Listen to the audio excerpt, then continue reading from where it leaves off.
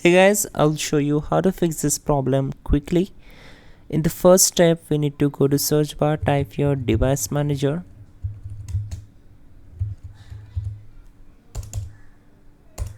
and from the search results, click here to open it.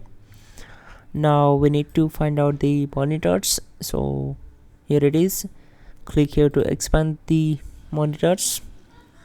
Now right click on the generic monitor or the particular device, select properties, go to drivers tab, and then click on update driver. Now select the first option, search automatically for drivers, and the best drivers will be installed automatically. Now close the windows and expand display adapters.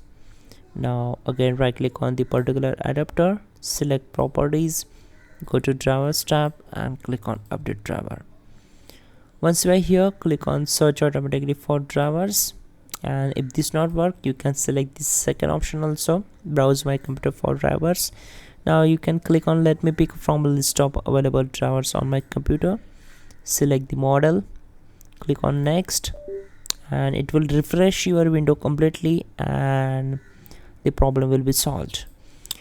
If this not work, you can simply right click on it, select uninstall your device, and then simply restart the system.